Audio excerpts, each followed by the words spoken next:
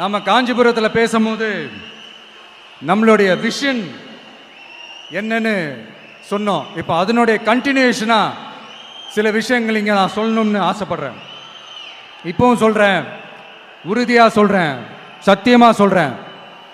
பெண்கள், பெண் குழந்தைகள், ஆண் குழந்தைகள் பாதுகாப்பு நம்ம ஆட்சியில் நம்பர் 1 இருக்கும். சட்டம் ஒழுங்கு ரொம்ப ரொம்ப ஸ்ட்ரிக்டா இருக்கும்.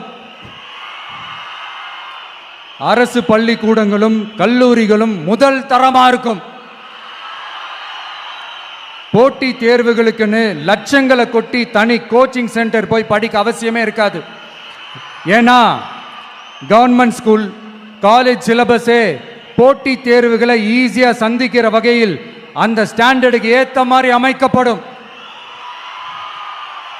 உயர்நிலை பள்ளி பாடத்திட்டங்களிலேயே அடிப்படை அரசியல் சாசன சட்டம் சேர்க்கப்படும்.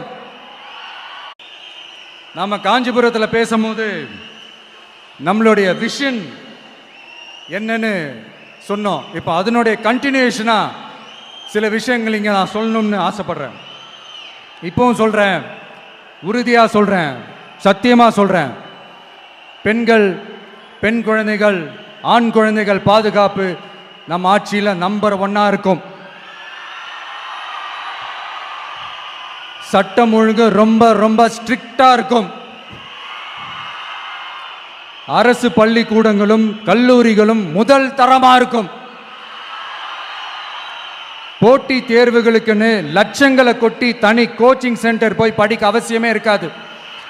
ஏன்னா கவர்மெண்ட் ஸ்கூல், காலேஜ் சிலபஸே போட்டி தேர்வுகளை ஈஸியா சந்திக்கிற வகையில் அந்த ஸ்டாண்டர்டுக்கு ஏத்த மாதிரி அமைக்கப்படும்.